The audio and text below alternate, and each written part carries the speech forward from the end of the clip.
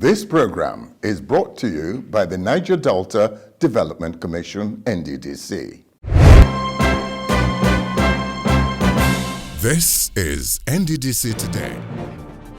Good evening and welcome to NDDC Today, the official news platform of the NDDC.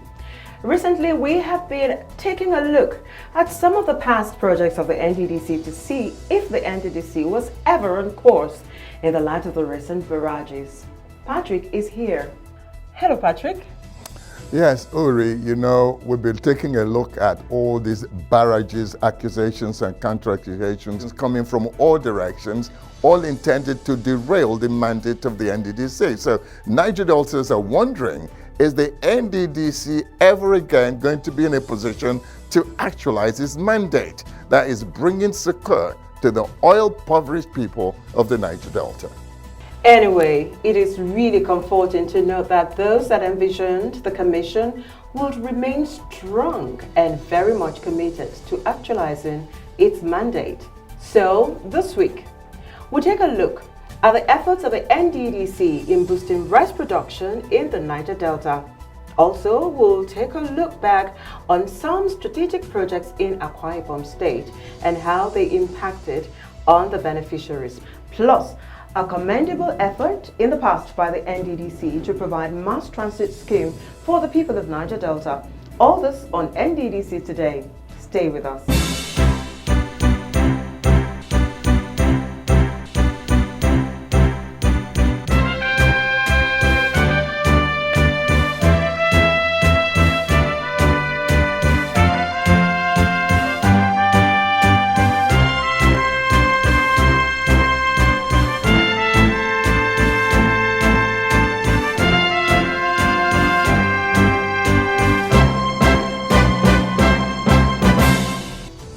Welcome back. In the 1950s and 60s and up till the early 70s, agriculture used to be the mainstay of the Nigerian economy and indeed the people of the Niger Delta. Its soil could and still produce almost anything. But since the oil boom in the 1970s, oil became a major player in the world economy, and the Niger Delta, with its numerous oil wells, became a major supplier of the commodity. Agriculture was relegated to the background. So, the region where food was supposed to be in surplus is now near lack situation. Interestingly, any development agency looking at the Niger Delta will never miss its agricultural potentials, and so the NDDC is right on track as it is now seeking to revamp one of the commodities that is a staple food in nearly every home in the Niger Delta region: rice. The Niger Delta Development Commission is 20 years in the making, and since its inception, the NDDC, under different boards and management, has worked tirelessly to reboost the different sectors of agriculture production and training over 15,666 youths, women and farmers across the Niger Delta region. They assisted us in building a complete processing mill for us. The view of the Commission is to make agribusiness become another mainstay of the people of the Niger Delta if well harnessed. According to the NDDC, the program will in turn guarantee food sufficiency in the region and beyond, and also create massive employment opportunities for the jobless youths of the region. One target area of the Commission's mechanized agro-development intervention is the NDDC Rice Production Initiative for the region. The plan brought about the setting up of a rice processing mill by the Commission, a bold step embarked to see that the rice program in the Niger Delta succeeds. This is the NDDC 6 tons per hour ultra-modern rice mills factory in Elele, Alimini in Emoha local government area of Rivers State. The rice mill, they say, is meant to accelerate the dream of the NDDC in her rice production initiative in the region, knowing well that it is one thing to invest in rice farms or encourage other farmers to grow rice, but a different ballgame when it comes to processing and packaging to meet up with the required standard.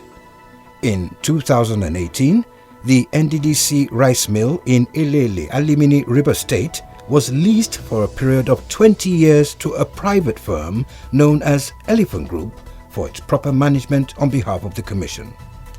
To stay on track with the original plan of the Nddc rice farming program under the Professor Keme Bradikumo Ponde-led Interim Management Committee IMC, the Nddc said it has reintroduced the 10 billion naira rice farming program as supported by the Central Bank of Nigeria (CBN) into the 2020 budget of the Commission to boost agriculture and create jobs for the teeming youths of the Niger Delta region. The rice program is, however, expected to engage a minimum of 5,000 outgrower farmers that will be supported through the Nddc Intervention Fund to provide the needed input for the mill to keep running. Speaking recently after an inspection of the multi-billion naira Nddc rice mill, the Commission's Acting Executive Director Projects, Dr. Cairo Ojugbo, said that the facility has a production capacity of 24 tons per hour. At completion, it is 24 tons per hour, but as of today, it is 6 tons. But if we had been allowed to run the program we intended to run, the 24 hours, the 24 tons per hour would have been achieved. Dr. Ojugbo, who was accompanied by the Nddc Director of Agriculture and Fisheries, Mr. Duje Week, noted that the Commission had proposed to go into rice farming in the Niger Delta region in its 2019 budget.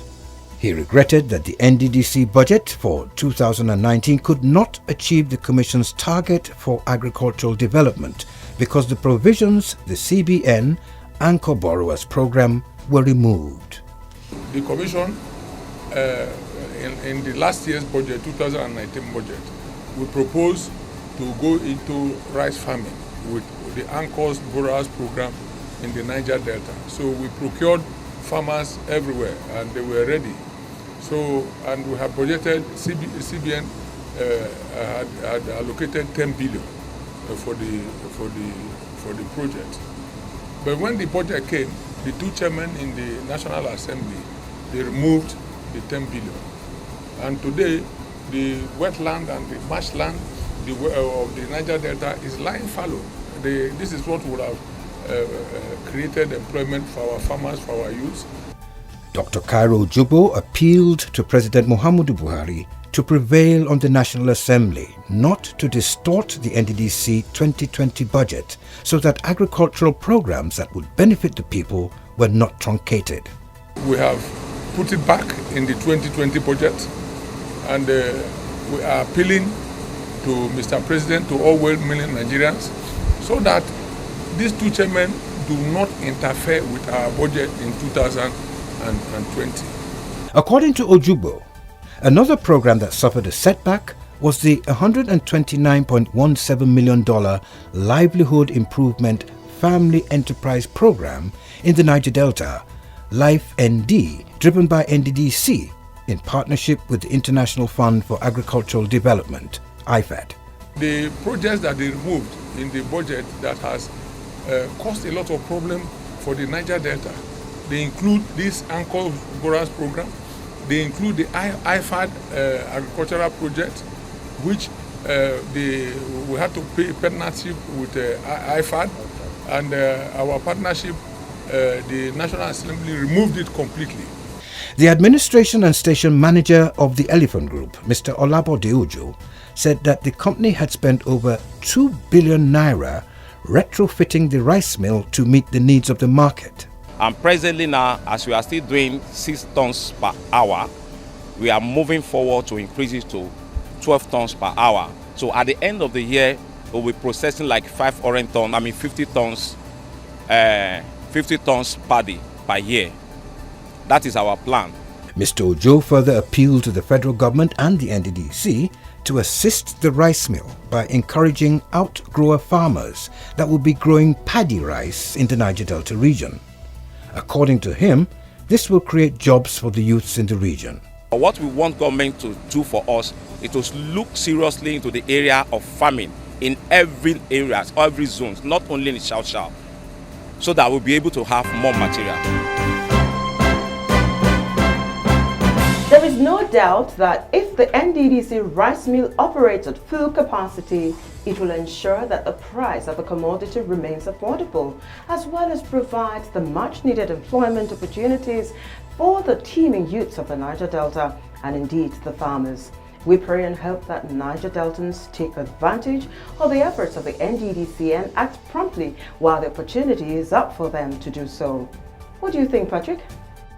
It might be nice to note that the rice production facility in that location is not the first attempt at the NDDC to engage itself in rice production, a staple food of the Niger Delta. We remember that in the past, the NDDC actually invested in rice farms, although one is still to see the active results of all those engagements. Now, Uri did say at the beginning of the program that would it be actually right to say that the NDDC hasn't done anything? And as we say, we've been following NDDC over the years, and quite honestly, there are some places where the Commission has made impact.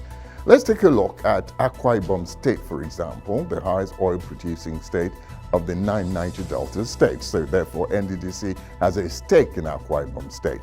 We visited the state some time ago and were amazed at the number of roads NDDC had actually completed and is still doing.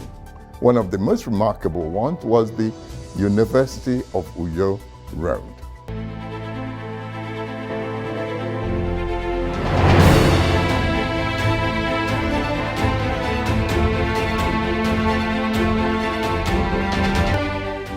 The Niger Delta Development Commission has brought smiles to the staff, students and entire people of the University of Uyo with the construction of the university main entrance road. The scope of work includes a 1.242 kilometer double lane and a 1.5 kilometer single lane road, both 8 meters wide with drains. The site clearing, earthworks and sub-base are 100% complete. The stone base is 90% complete. The concrete drain is 40%, while the culverts and asphalt are 30% and 20% respectively complete. The construction of this university road has in no small measure brought massive relief to the students and all those who use the road. Speaking on the positive impact the construction of the road has had on the institution, the Vice-Chancellor of the University of Uyo said he's extremely encouraged by the road construction, as it will be of immense benefit to the university community when complete.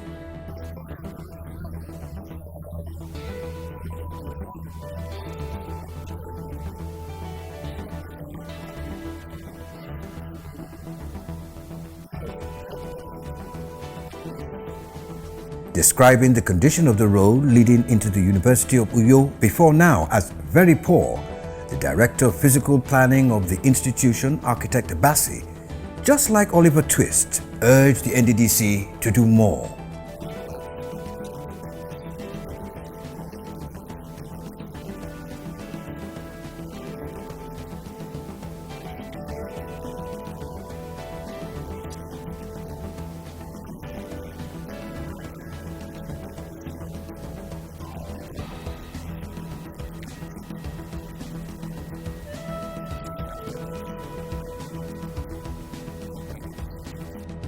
The project consultant, engineer Patrick Anizaba, while acknowledging the peaceful environment in which they have been allowed to work, as well as the support from the university community, said upon completion, the road will alleviate the sufferings of the students and other road users. The construction of the University of Uyo internal road brought to the fore the problem of erosion that had been a menace to the school and neighboring community. As a result, the NDDC decided to construct a drainage system to channel floodwater away from the school road and the bordering community.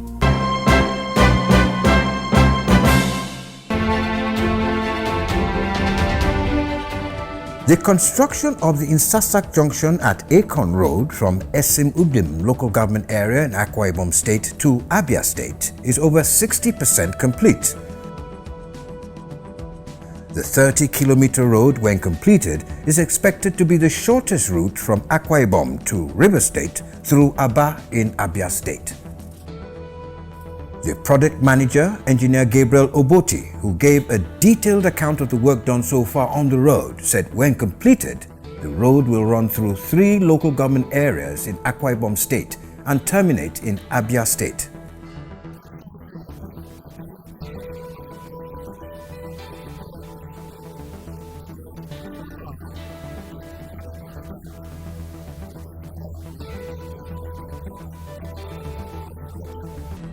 Work is at an advanced stage on the 60-meter span bridge that will connect the 2 states, and when completed, this will allow for easy movement of vehicles, people and farm produce between the 2 states and environment, and thereby reduce the risk involved in the use of boats to cross the river.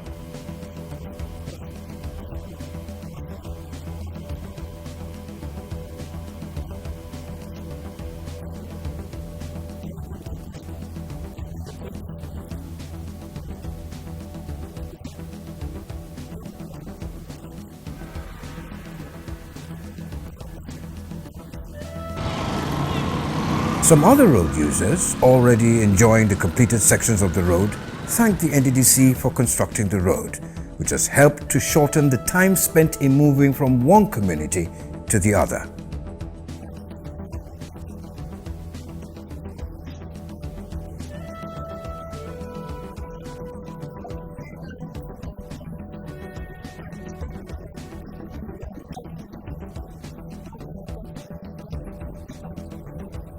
The Insasak-Ekon Road in Akwa Ibom State, which is expected to be completed soon, will certainly boost the socio-economic activities among the various adjoining communities and indeed Akwa Ibom and Abia states.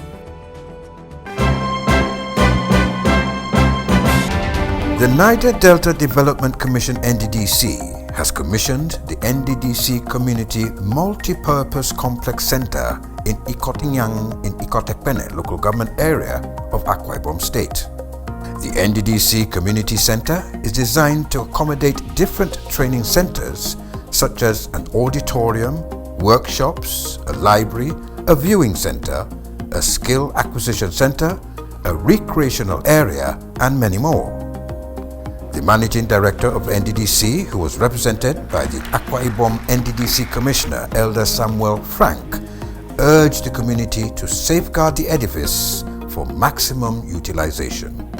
The community head of Ikot Inyang, while thanking the NDDC for finding his community worthy of a project as this, also solicited for support from the Niger Delta Development Commission in training and assisting in craft work, which the area is noted for. To show the appreciation and happiness, we presented this to the MD. This is made here in young people. We are happy for what he has done for us, and by our own appreciation, we send this to him, even though he cannot be here. But his representative will take this and say we are happy. Because this building was made so that other artisans will benefit, like plumbers, welders, and so many other things in this particular complex.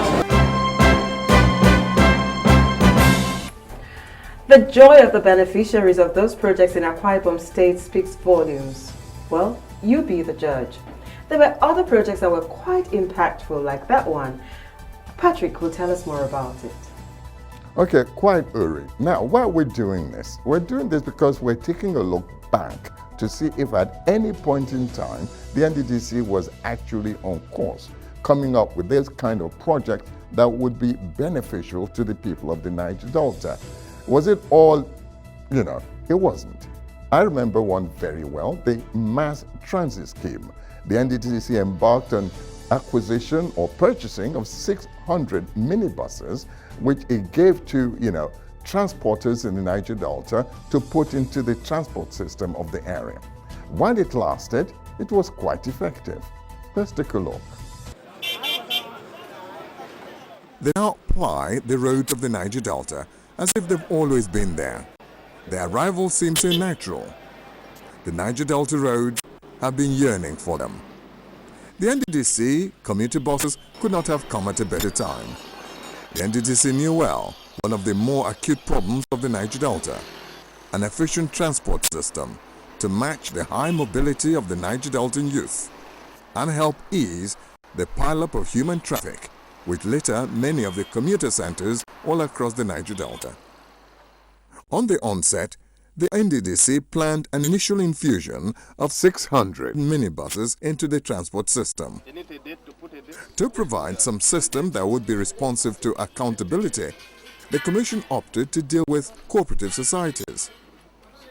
Past similar experiments had proven that dealing with individuals could badly jeopardize the continuity of the exercise, as individuals often failed to meet contractual agreement.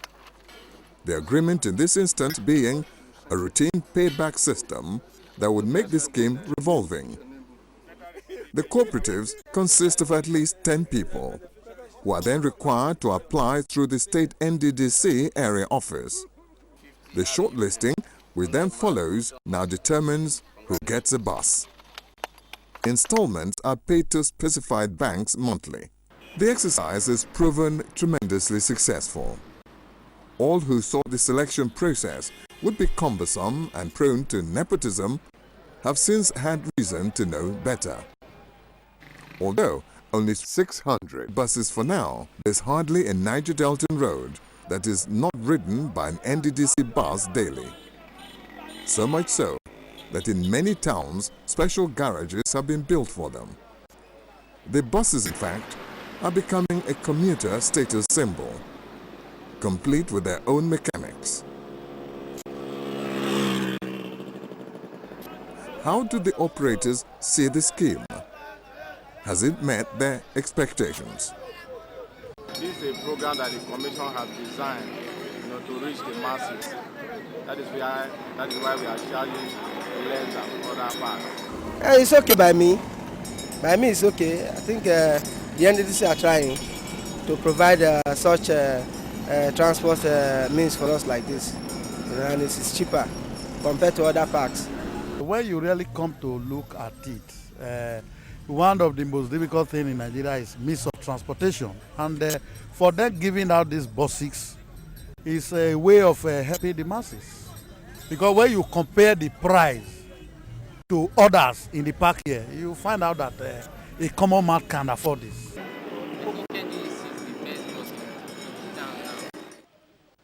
So the 5-month-old minibus scheme makes its impact even at only initial infusion of 600 buses. The next 300 are already on the way. With the impact of the first phase, there is no doubt about the difference that will eventually be made to the transport situation in the Niger Delta. This is in spite of the employment it has provided for many already and the multiplier effects on the people. So much so that the NDDC is already planning a similar scheme for water transportation. So steadily, as in other areas of development, the NDDC inches its way into alleviating the problems of the people of the Niger Delta.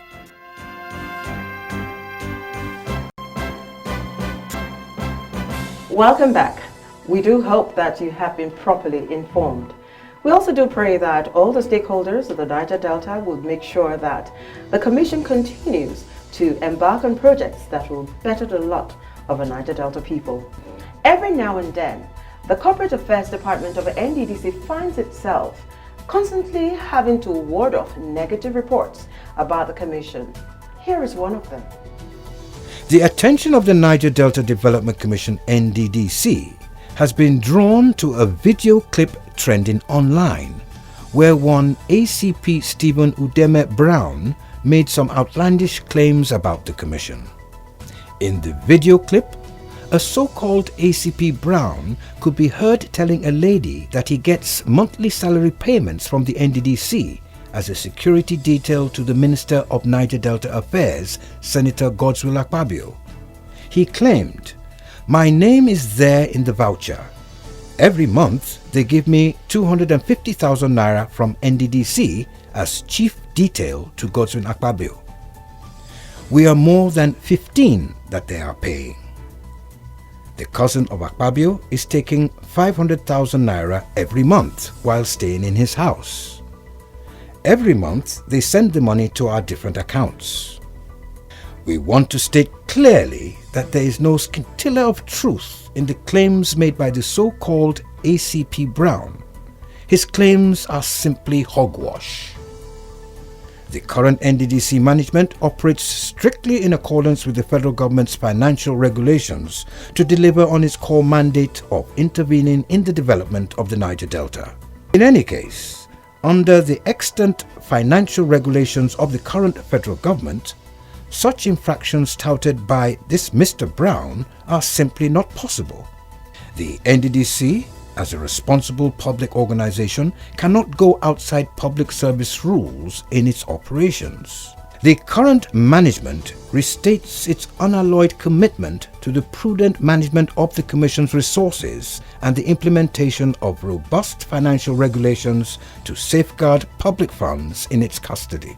The people of the Niger Delta should please disregard unfounded allegations against the NDDC and be rest assured that we are all building a stronger and more responsive commission. The attempt to drag the name of the supervising minister of the NDDC, Senator Godswill Akpabio, into this cacophony of lies is most regrettable. In deep grief, the family of late senior elder Ibanga Basietang announced the funeral arrangement of a late acting executive director of finance and administration of the NDDC, Chief Ibanga Basietang. He will be buried on the 28th of August 2020 at the Shelter Afrique Estate Playground, Uyo, Akwa Ibom State at 10 a.m. prompt. May the soul and the souls of all the faithful departed through the mercy of God rest in peace. Amen. And on that sober note, we come to the end of today's package. From the NDDC Today crew, we say good night.